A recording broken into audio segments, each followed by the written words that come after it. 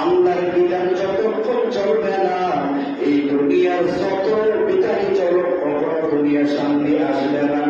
দুনিয়া শুধু অশান্তি আসবে, পরিবারের মধ্যে অশান্তি, সমাজের মধ্যে অশান্তি, দেশের মধ্যে এত অশান্তি, এত বিধান চলে কত বেঈমানে, কিন্তু আজ পর্যন্ত বাংলাদেশ থেকে অশান্তি দূর করা গেল না।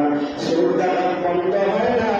আর যদি ইসলামের বিধান চলত, পরিবারের মধ্যে শান্তি হয়ে যেত, সুরদানাটি বন্ধ হয়ে যেত, পরিবারের মধ্যে শান্তির ফয়সালা হয়ে যেত। এরে আল্লাহ বান্দা, দুনিয়ার কি হাল! বাংলাদেশে কিছু ভারতের গোলাম আছে, তারা বলে ভারতের মতো বাংলাদেশটা চালাইতে চাই।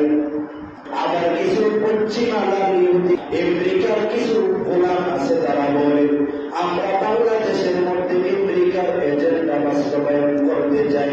এমন একজন আল্লাহ গোলাম পাওয়া গেল না যে আল্লাহ আমাদেরকে বানাইছেন, আল্লাহ আমাদেরকে সৃষ্টি করছেন। দুনিয়া আল্লাহ, আসমান আল্লাহ, সবকিছু আমার আল্লাহ, বিধান চলবে আমার আল্লাহ। আল্লাহ বলেন ইনিল হুকমু ইল্লা লিল্লাহ, এই দুনিয়ার সমস্ত হুকুম বিধান চলবে, এই দুনিয়ার বিধান চলবে আল্লাহ, ভারতের বিধান চলবে না। আমেরিকার এজেন্ডা বাস্তবায়ন করতে দেওয়া যাবে না।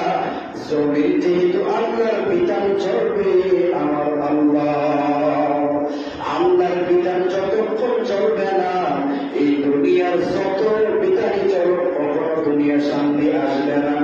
দুনিয়া শুধু অশান্তি আসবে, পরিবারের মধ্যে অশান্তি, সমাজের মধ্যে অশান্তি, দেশের মধ্যে এত অশান্তি, এত বিধান চলে কত বেঈমানে, কিন্তু আজ পর্যন্ত বাংলাদেশ থেকে অশান্তি দূর করা গেল না।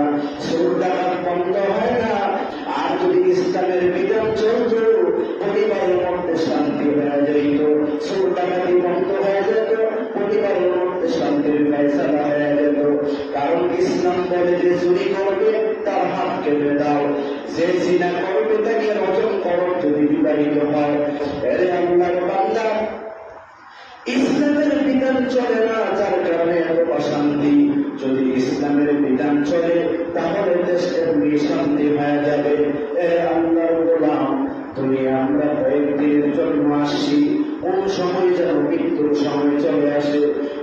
আল্লাহর বান্দা, তোমার আমার জিন্দেগি 30 বছর হয়ে গেল, এখন নবীর সুন্নতের দাড়িটা তোমার গালে উঠাইতে পারলা না রে বাবা, নিজের বিবিকে পর্দা করাইতে পারলা না, এখনো তুমি হারাম খাও, সুদ খাও, ঘুষ খাও, তুমি জবান দ্বারা মানুষের নামে কি বক্সাগায়াত করো, কাল মন্দ করো।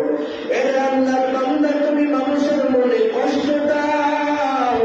আমি এমনও মানুষকে দুনিয়াতে দেখলাম রে বাবা, মানুষকে অন্যায় ভাবে কটু কথা বলে, মানুষকে কষ্ট দেয়, এত খারাপ, এত নির্লজ্জ, তার দিন এতই পাষাণ, তার ভিতরে অনুতপ্ত অনুশোচনা আসে না।